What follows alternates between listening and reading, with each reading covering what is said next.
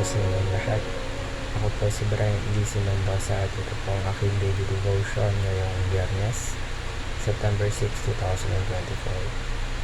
Ngayong araw po ay ating pagpapatuloy ang ating talakayan about po sa ating series, which is the 7 Pillars of Complete Trust in God. Specifically, ang ating tatalakayin po ngayong araw ay about trusting in God's wisdom. Now, sabi po sa ating talata, which is the Proverbs chapter 3 verses 5 and 6. Trust in the Lord with all your heart and lean not on your own understanding. In all your ways submit to Him, and He will make your paths straight. Sa Tagalog po, kaya huwag kang magtiwala buong puso at lubusan, at huwag kang mananangan sa sariling karunungan. Sa lahat ng iyong gawain siya ay alalahanin, upang ikay patnubayan sa iyong mga tatahakik. So, why should we put our trust in God's wisdom? Bakit nga ba natin dapat ilagay ang ating buong pagtitiwala sa Panginoon, sa God's wisdom? Sasagutin po natin iyan batay sa mga katuruan na natutunan ngayong araw. Una po, God knows the best destination.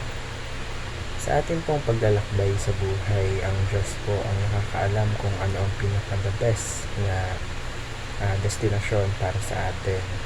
And minsan po yung mga bagay-bagay hindi natin na-expect na dumadating or nangyayari sa ating mga buhay, and dapat tayo magpasalamat dahil nilalagay tayo ng Panginoon sa sitwasyon na pinakamaganda para sa atin. Also, hindi natin alam kung saan o ano or kung bakit tayo nilagay dito ng Panginoon, but one thing that I can assure you is that kung saan man tayo nilagay ng Panginoon, yun yung the best para sa atin, and merong reason kung bakit dito niya tayo nilagay. That's why magtiwala po tayo sa Panginoon dahil siya lamang ang nakakaalam ng pinaka-the best for us.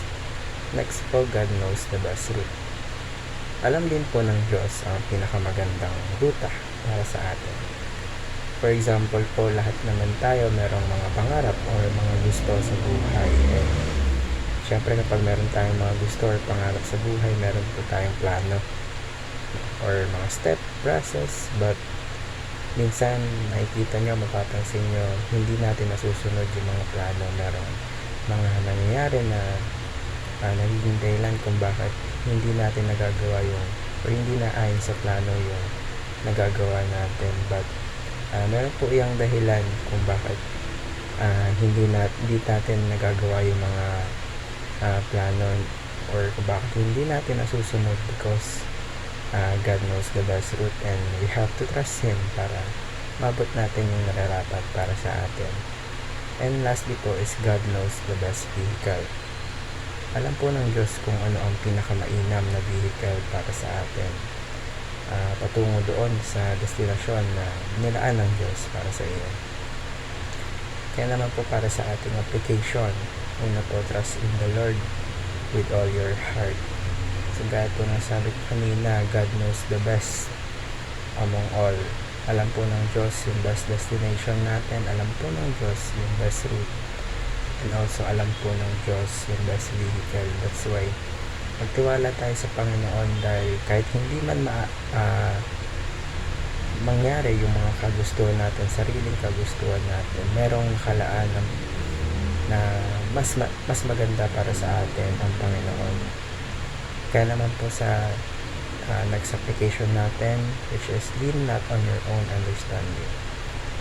Minsan po hindi nangyayari or hindi na ayon sa kagustuhan natin yung mga nangyayari sa buhay natin, but always remember na lahat ng nangyayari sa atin is may dahilan, and alam ng Diyos kung ano ang nararapat or the best para sa atin. That's why last po, we have to acknowledge God's wisdom.